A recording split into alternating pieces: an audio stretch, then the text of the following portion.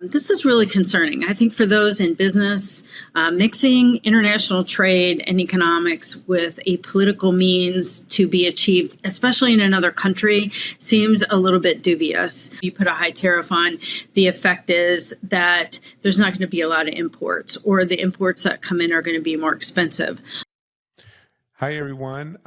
So big surprise. I've been kind of hinting about this on the past few shows that we were working on setting up a new segment for Simply Trade. So we now have this debut of the show with Cindy Allen, of all people. Nice, right? Thank you.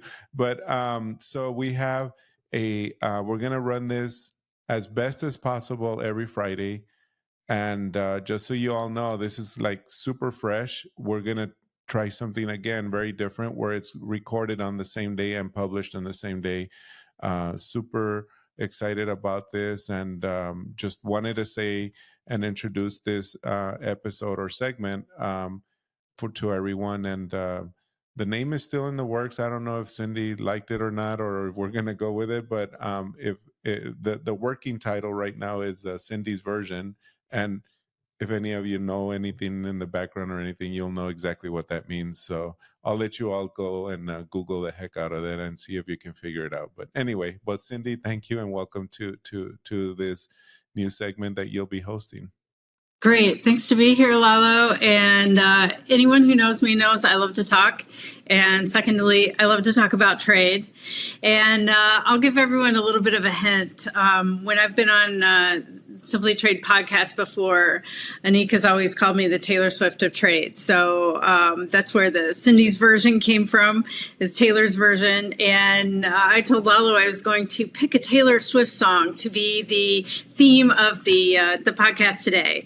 And today's is Blank Space. Go look up the song by Taylor Swift. Lots of people know this song, but I have a blank space, baby, and I'll write your name. Well, Trump has written the names today. We got the news yesterday that all of the reciprocal tariffs were announced with a 7-day implementation from yesterday. We saw 20 some countries that were set at 10 to 15%. Those countries that had already negotiated a trade deal that was incorporated into the percentages as best that we could tell when they were implemented or announced yesterday. So no huge surprises, I don't think, for anyone. And now we go about the very laborious task of trying to get our systems programs, try to contact all of the importers and exporters who are doing business in those from those countries and ensure that they are ready to pay these additional tariffs. In some cases, it's not more than what they're already paying, so there won't be a lot of change. But in some cases, it does go up 5 to up to 25% more. The big outlier is Canada. Canada got hit with 35% tariffs as of midnight this morning, so not a great surprise there. The reasoning seems a little dubious. It's that they did not stop the flow of fentanyl coming in, and they didn't take enough action in that regard. Although the statistics on the northern border don't really support that there's a lot of fentanyl coming in. As a matter of fact, as I've indicated before, CBP's own data indicates that the majority of the fentanyl comes in on the southern border, driven in a car owned by a U.S. person, driven by a U.S. person. So I'm not sure how these tariffs are really going to affect the fentanyl trade coming from the southern border or even from the northern border. Mexico got a reprieve of 90 days. They want to make a better deal than what they have. Same with China. It was announced that they're going to delay the agreement for another 90 days while they continue to talk.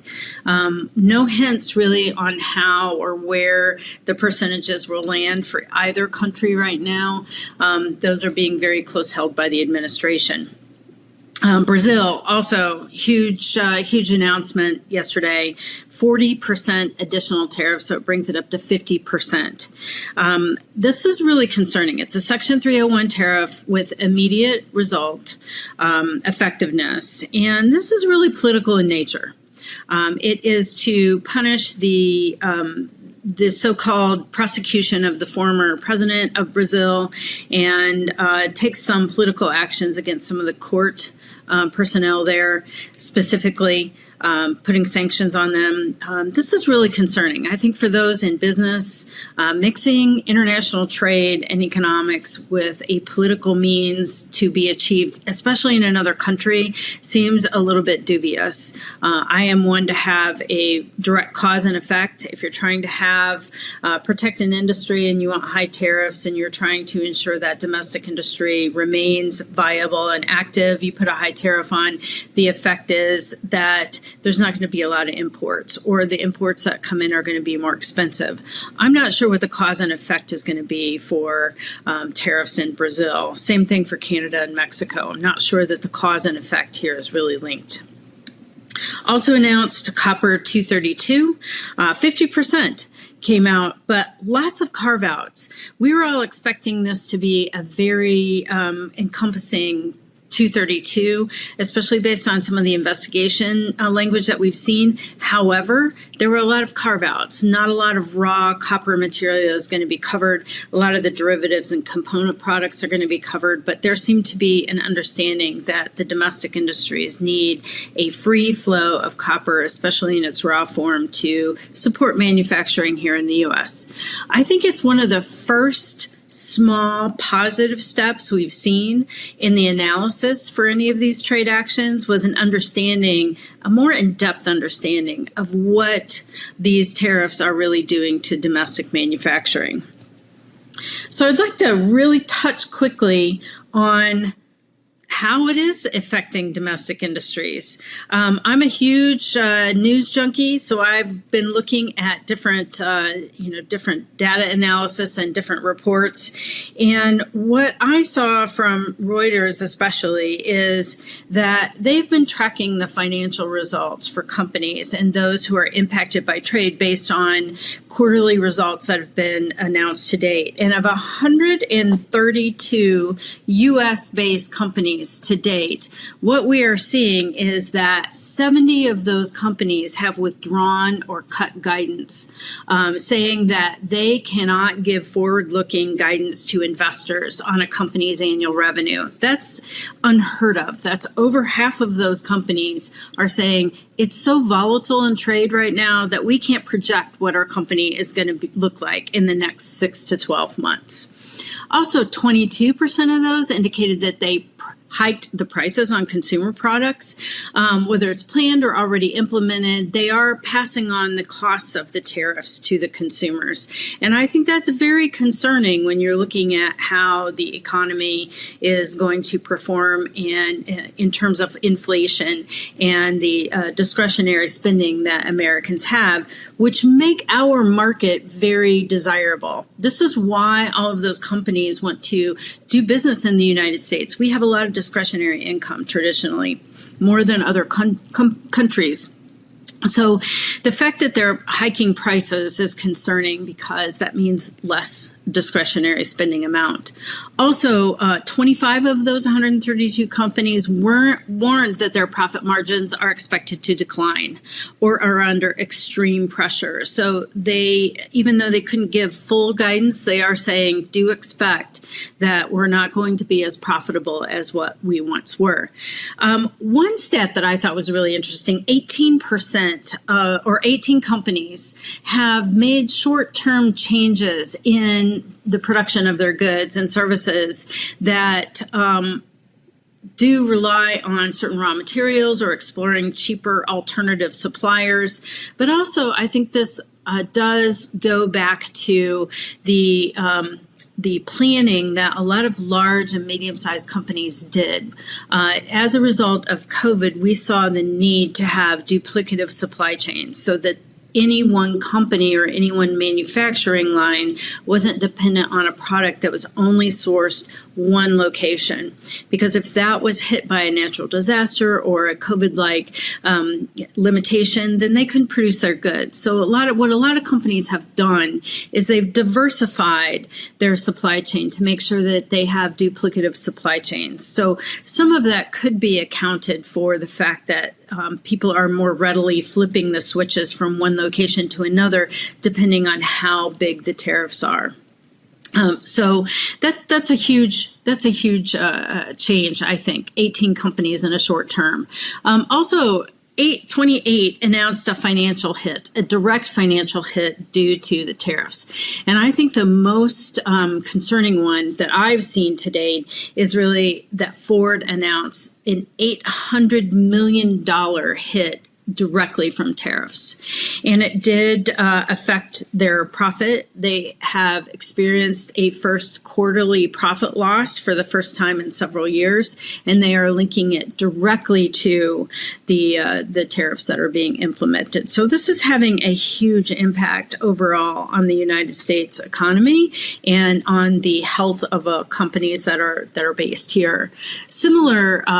Similar information, EMEA, which doesn't include the UK, 24 cut guidance, 63% had price hikes. So that was really concerning. Only 22 in the US, but 63 of the EMEA-based companies. And it could be that, those companies that are based in EMEA, when they bring products into the United States, 100% of those products are going to be subject to tariffs now. And if you have a U.S.-based company that does have offsetting U.S. manufacturing, that's going to explain the difference. One interesting thing I saw in the data as well was that 26 EMEA companies have decided to make changes in investment in their or relocation. So are the tariffs working? This is a good indication that perhaps the tariffs are working, that they are moving more production to the United States. However, the data doesn't support that either. When you dig into it, they're relocating to other cheaper countries for production so that they can get a lower tariff rate. So really a mixed bag when it comes to understanding how the tariffs are impacting overall the economy. So what's next? What's coming? Well, I've been saying since the tariffs rolled out that really consumers are going to start hitting their pocketbook in late summer. And here we are, beginning of August. And I think that we are seeing, based on the data here that does outline, we are looking at an impact in pricing. And I think once the rest of these tariffs come into play, we're going to see even more price pressure on the economy and on consumer spending. So it'll be interesting to watch all of those indicators. On the CBP front, we haven't seen a lot of changes come into play yet with personnel. There were some small changes. We saw some people moving around once the commissioner was confirmed, Rodney Scott, but we haven't seen the large-scale changes that some of us anticipated once he came into play. We do know that there are some studies being done internally at CBP to rejoin the Office of Field Operations and the Office of Trade, which was split when DHS was actually formed. So we are looking and watching to see if there is forward movement on that. That is going to take an act of Congress because the Office of Trade is outlined in the TIFTIA. The Trade Facilitation Trade Enforcement Act. So we aren't quite sure how the administration is going to deal with that, the fact that it's in there. And then last but not least, de minimis. De minimis is going away August 29th. The one big beautiful bill that was passed indicated that de minimis for all countries was going to be eliminated in 2027. And as many of us anticipated, an executive order came out doing away with de minimis on August 29th. So what does that mean? That means everyone's going to have to do an O1 and 11, a normal entry for all goods coming into the United States. Type 86 goes away entirely, which I'm kind of sad about because I helped design Type 86. And we are going to see that go away in its entirety. The only difference that we saw in the executive order was the postal shipments coming in. And postal shipments are unique. The Postal Service, when it comes to international mail and international packages, is part of a treaty, the United Postal Union. And that international treaty defines how each of the postal services can and should act for mail, including packages coming into each of their countries. So the UPU has some pretty strict guidelines. It has its own data set called the CN22 that allows those foreign postal services to send information into the U.S. Postal Service and into the U.S. government, into CBP, so that they can do their targeting and analysis and make sure that the goods coming in are within the purview of the United States. However, there's no way to, at scale, in bulk, to declare all of those packages on an entry. Well, why is that? Because classification and declaring entries in ACE are defined as customs business. So the Postal Service is not a customs business. It's not a customs broker. They don't have a customs broker to date.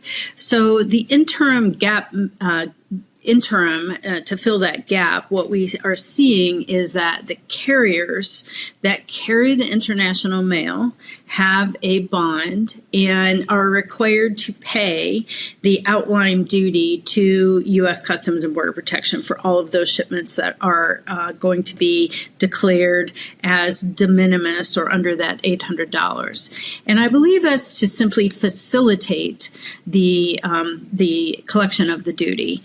There was a phrase in there about that would be reviewed after 6 months to determine if the Postal Service can assess the accurate duty rates, and the only way they can do that is by understanding the classification. What we are seeing is that the Postal Service shipments will have to pay the reciprocal rate that is outlined for that country. Now that means that they aren't going to pay the base duty rate, which in most cases are lower anyway. But the duty rate will be equal to the reciprocal rate. So it might be a little more cost effective for folks to send their shipments into the Postal Service, but we see that again as an interim measure. So that's what's going on. I think we've filled the blank space, Lalo, quite effectively.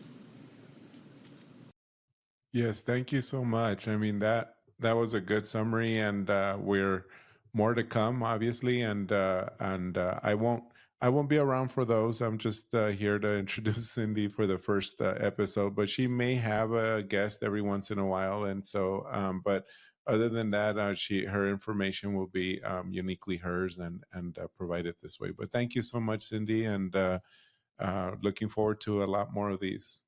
Yeah, we'll talk to you all next week.